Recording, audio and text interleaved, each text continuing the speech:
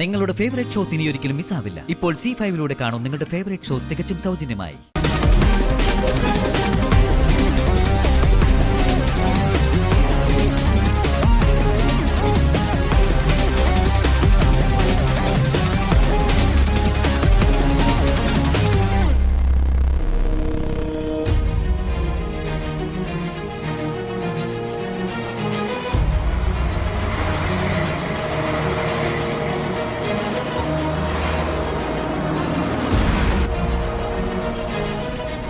പറയണം സാവിത്രി മാഡം,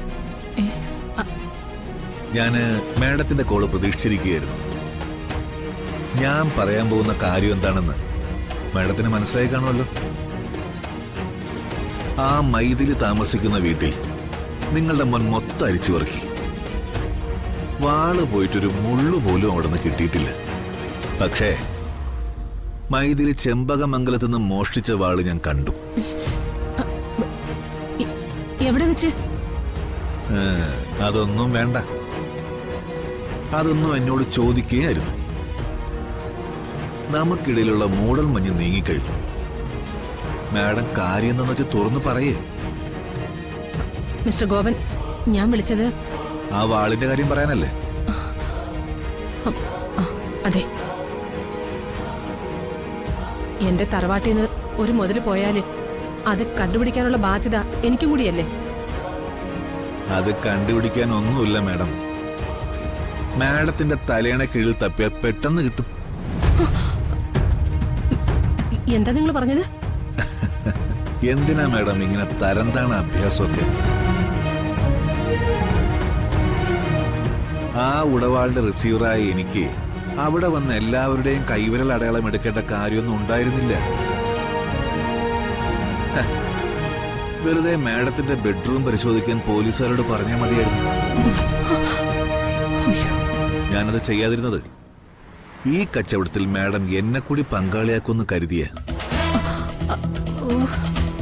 പക്ഷേ ഒരു കാര്യം ഞാൻ ഉറപ്പു പറയാം, ഞാൻ അറിയാതെ ആ വാൾ ചെമ്പകമംഗലം വിട്ട് ഇറക്കാനോ പുറത്ത് കച്ചവടം ചെയ്യാനോ മാഡത്തിനാവില്ല. വെറുതെ ചെമ്പകമംഗലത്തിന്റെ അറയിൽ സമാധിയായി ഇരിക്കുന്നതിനേക്കാൾ നല്ലതല്ലേ അത് ആർക്കെങ്കിലും പ്രയോജനപ്പെടുന്നത്? നമുക്ക് കുറച്ചുകൂടി ഫ്രീ ആയി സംസാരിക്കാം. ആ വാൾ മാഡം എടുത്തതെന്ന് എനിക്കും മാഡത്തിന് നന്നായി അറിയാം. നമുക്ക് കാര്യത്തിലേക്ക് വരാം മാഡം. മാഡത്തിന് ആ വാൾ വിൽക്കണം അല്ലേ? അതെ. ആ, കാര്യം നടന്നിരിക്കും. പക്ഷേ എനിക്കുള്ള ഷെയർ കിട്ടിയിരിക്കണം. ശരി, സമ്മതിച്ചു. അതിന് ചില തടസ്സങ്ങളൊക്കെ ഉണ്ട്. നിയമപ്രകാരം ഒന്നുകിൽ മോഷണം പോയ വാൾ കണ്ടെത്തണം, അല്ലെങ്കിൽ ആ വാൾ മോഷ്ടിച്ച ആളെ കണ്ടെത്തണം. അത് നമ്മുടെ തലയ്ക്ക് മീതെ തൂങ്ങുന്ന ഡെമോക്ലസിന്റെ വാളായി മാറും. മിസ്റ്റർ ഗോപൻ, അതിനിപ്പോ നമ്മൾ എന്ത് ചെയ്യും? വഴി ഞാൻ പറഞ്ഞുതരാം.